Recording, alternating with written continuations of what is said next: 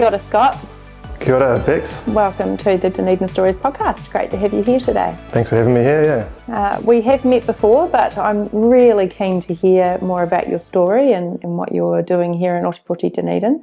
So do you want to start with just introducing yourself and maybe the company that you represent and what you do? Sure. Thanks for having me. And my name's Scott Bosworth. I work for a project management company called Frequency. So we're a national company, but only set up an office here in Dunedin last year. So Dunedin's my hometown. Haven't lived here for 20 years, so lots of experience overseas in Australia, China, Canada. So it was a timely move to come back home, I guess. Yeah. So last year you returned. So last year we returned, me and my wife. We before coming back to New Zealand, we're over in China, in mainland China, in Guangzhou, which is about 20 million people. So we thought, we love Dunedin, but we thought maybe we start with Auckland first. Yeah.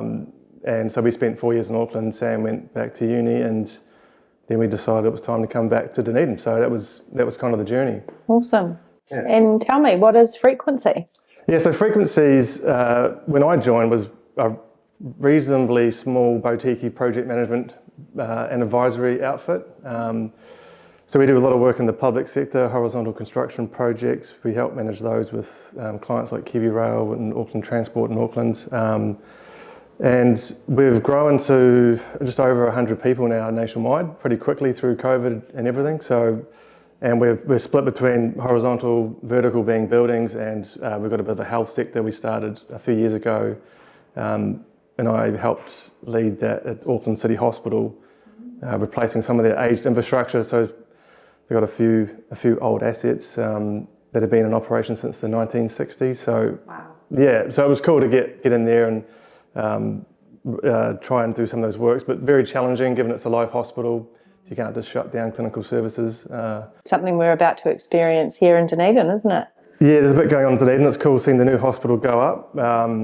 But there's still a lot of work at the old hospital too, I think. So, and those buildings will be around for a while as well. But yeah. Can I assume that Frequency is involved in some way in the new hospital build, or not yet? No, we haven't been involved with that one, but we are certainly keen to get into some of the other bits and pieces with the hospital there. So, we're certainly talking to them. But yeah. Cool. Yeah. So, what does a typical day look like for you in your role? I'm really intrigued. Yeah, it can vary a lot. So I guess when I was in Auckland, we're pretty much head down, bums up in some of these projects that can be pretty full on. So a lot of it is, it can be initiating and planning a project, what's actually needed from the client, what's important, how we're going to procure that, what sort of contract's going to work given the risk and the value. So working out those strategies is really, really key. And in fact, that can be the hardest part. Once it's under construction, there's a pretty robust process that's followed, but there's always surprises. So, and look, my background is heavy industrial mega projects, like $4 billion alumina refinery upgrades, high stress, deadlines that can't be missed. So I don't think we have many of those going on in New Zealand, do we? No, we don't. So, and look, yeah, my experience overseas and coming home is quite different. So yeah, overseas it is more transactional, a bit more cutthroat, for lack of a better term. But coming back here, I'm finding it much more relational, much more relationship based. I feel like New Zealand's a small place, so you know. Everybody knows everybody in some way, exactly. Don't they? Yeah. So you really need to do a good job and look after people. So, and that's much more suited to me. So it's been great and very refreshing to be a part of that, I guess. Yeah. Did you always think this is what you would be doing with your career, or what did you start out thinking that young Scott might want to embark on? Yeah, so I grew up, I just loved motor racing and go-karts. I raced go-karts here in Dunedin when I was a kid. I wanted to be a mechanic, but was good at physics and maths, so I got into engineering. So I went to Canterbury and did mechanical engineering there. I was never really sure what I wanted to do, but going through that and getting into projects, which, you know, construction is a pretty tough industry to be in. But the satisfaction comes from, I guess, solving all those problems and seeing the final thing come to life. Yeah. So there's something about the difficulty of construction, which, you know, I think lends itself to that satisfaction when you actually get it done right. So, but it can be a bit of a slog sometimes, yeah. So I think for me, it's just, solving those problems and seeing the final thing come to life. Now, Frequency, the structure is employee-owned organisation, is that right? Yeah, that's right. So we will always be New Zealand-owned, employee-owned.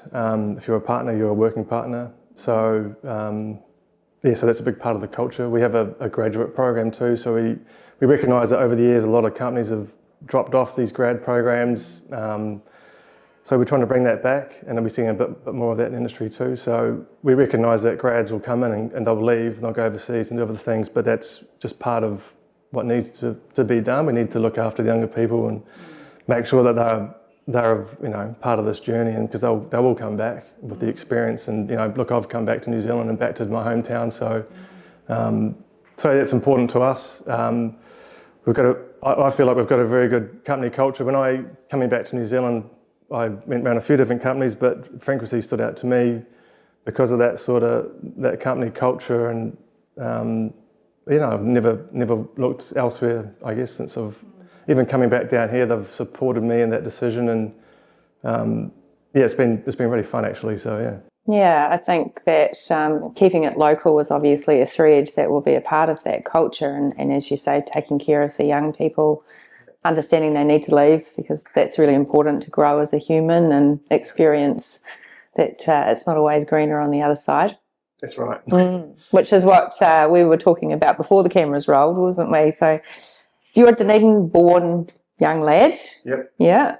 And as you say, you've come back. Why did you come back, do you think?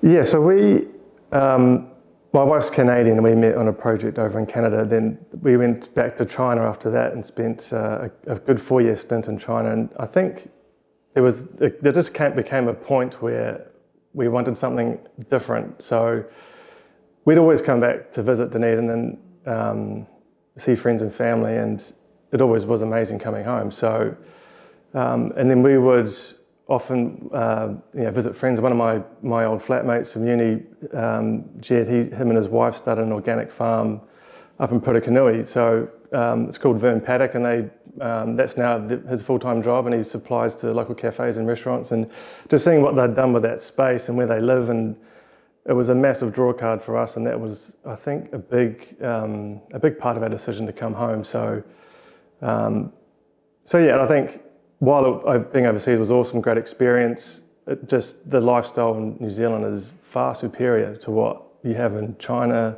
and even other big cities around the world. I think it's easy to take it for granted growing up here. I certainly did, but yeah, coming back with a fresh lens is, you just see, the natural beauty, the fresh air, the good quality food. It's pretty amazing, yeah. And growing the Frequency office here in Dunedin, we've met at a Business South Vision for the Future session, didn't we, that you were involved in. And, there are lots of organisations in Dunedin that are helping businesses grow. Is there anything in particular that you think you would like to talk about with that regard? Anything in Dunedin that's supporting you? Yeah, it's been great to be a part of that. For me, coming back, just trying to find my feet again. But where is Dunedin at? What's the, where's the pulse at with Dunedin? And being a part of those Business South workshops has been inspirational to see what's actually around.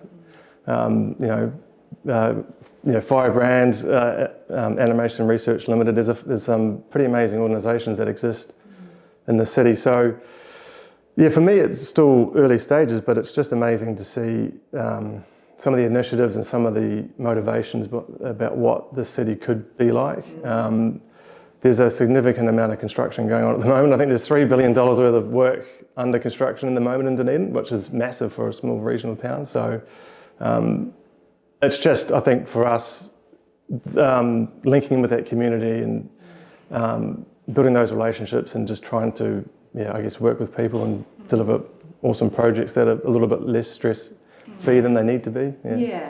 Yeah, there's definitely a slower pace, isn't there? There is. Certainly China and even Auckland. And it is that relationship, eyeballing each other, being open and honest. And those sessions with Business South have been really motivating and invigorating, I think, for a whole lot of us to think, right, we all play a role here in the future of Dunedin, don't we? So That's right. I think we all need to step up for it. So because it's so I don't know.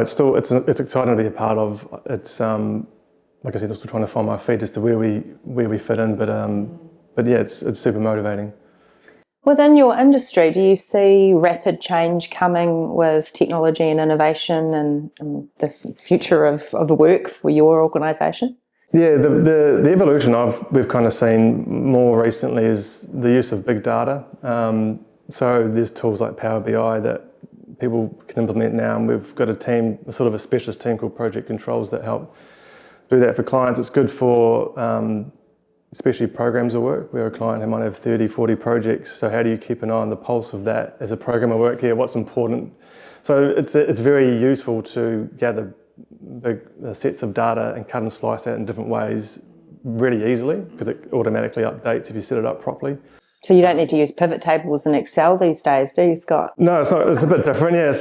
Yeah, Excel's still actually sticking in there, but there's some cool stuff, and I think surely with the implementation of AI on the back of that too, who knows? But and yeah, I don't know. So there's a thing in construction called BIM, which is building intelligent management systems. So where you can start to use your 3D model of what it looks like versus your program versus to actually visualize where it's at. So there's some pretty cool stuff in there. And a lot of it's been around for a long time, but it's starting to get to that point where it's becoming more integrated. So there's definitely a lot of opportunity, and it's an exciting time for that.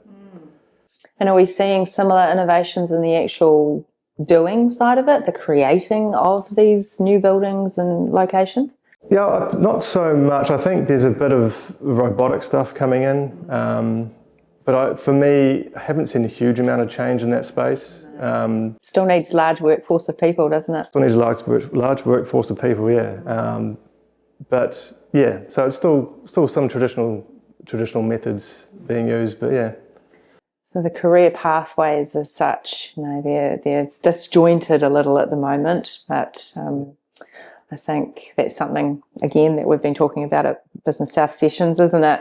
What are the jobs going to be? That's right. It's with AI coming in, it just changes the landscape again, doesn't it? Yeah, it really does. So it'll be interesting. Yeah, everyone gets worried about their job disappearing. So I feel like project managers always need it because it's that human interface that 100%. Becomes really important to find out what is actually important to the client and just across the board, contractors, consultants, how do you get on the same page? So computers are good with data and showing us what that data's telling us, but you still need that human touch. Well, you've got to be able to tell the story, don't you? That's and right. Take people on the journey, and that's not just a spreadsheet. Yeah. Somebody actually needs to be able to sell that. Yeah, and that is my evolution from engineer through to project manager. That's been the biggest lesson for me: is how do you communicate that to a board member, to the CEO, as to where this is at. And I've always been fortunate to have great mentors in my life. And working with I worked for the Hong Kong Jockey Club for a number of years. We built a racecourse in Guangzhou, but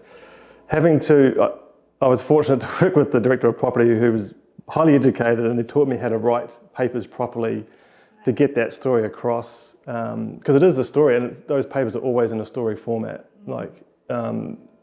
Because that's how I think maybe it's just how humans understand things. Yeah, 100%. That's right. Facts and figures are important, of course, but the narrative's the value of us aligning with that, isn't it? So exactly. Yeah, I really like that. So you're away for 20 years and you've come back to your hometown. I want to ask a slightly different question that I haven't asked before, but so when you were here as a youngster, what was the place to be and what did you love about Dunedin growing up as a kid? So I grew up down in Brighton Beach, and that was an awesome spot. Maybe took it for granted again. But looking back, just had a lot of freedom. Spend hours at the beach, we'd jump on our mountain bikes, go biking up towards Saddle Hill, jumping in we used to climb there's a lot of vines down there and trees, so just spending a lot of time climbing trees. But I remember when we were younger, there was a dumping of snow on Saddle Hill one year, so we decided to get one of our friends' dads to drop us off with our bodyboards. And we decided to slide down Saddle Hill. Unfortunately, we found that we were covered more in sheep poo than anything, but and for some reason, the shoes I decided to wear, my foot was hanging out the back, so I was starting to form frostbite. So we had to go to a local farmer to use his phone to ring my friend's dad to pick us up. But yeah, I don't know, Brighton was an awesome place to grow up. So it still is. It's still a common answer for people when I ask where do they go and what's the family place to be and the event, so the Brighton Gala Day, which you may not have experienced because you weren't here when it started. I did attend a couple when I was a kid. Yeah, right. I think it might have been in its infancy, but it did exist. I think. Yeah, it's high on the agenda every year for most families here now.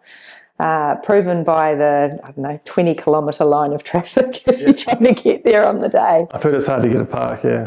Yeah.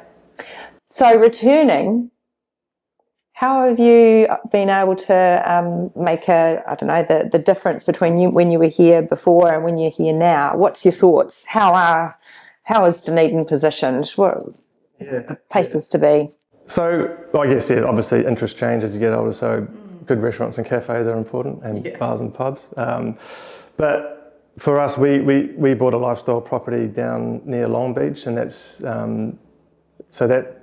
It's been quite a shift for us. We made an intentional move to get out of the city. We spent, like I said, a number of years in large cities, so just getting away from things has been great. We've taken on a lot, so there's a renovation project ongoing and a lot to do around the property. So I haven't spent a lot of time back in town, but it's cool to, obviously I work in town, so it's great to be in here during the week. But you'd be familiar with the building supplies companies and plants. And 100%, yeah. So, but look, I think there's just a lot of opportunity here. Like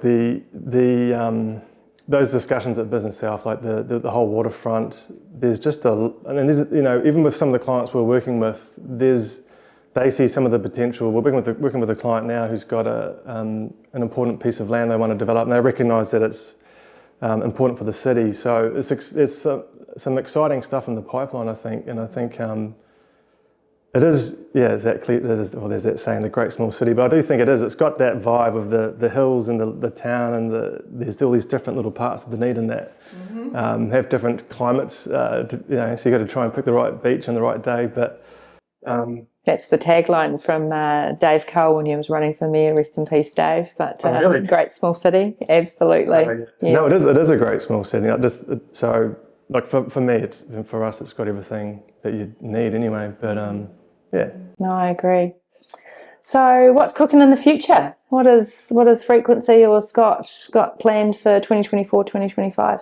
Yeah, 2024 for us is just building on our workload. We've got some really good clients we're working with at the moment. We've resourced up for 2024, so we've got capacity. It's just building on that. And for me personally, it's trying to finish the house. I'd love to move in this year, and it's definitely possible.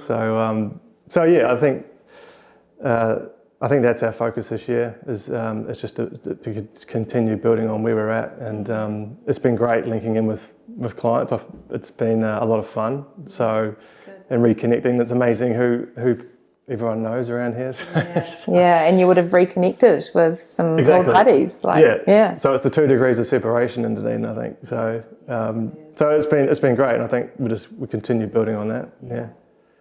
Have you got any insights into any change that you would like to see in particular? Maybe, the question I would usually ask is if you had the power to change something here in Dunedin that you think would be a major benefit to many, what would that be?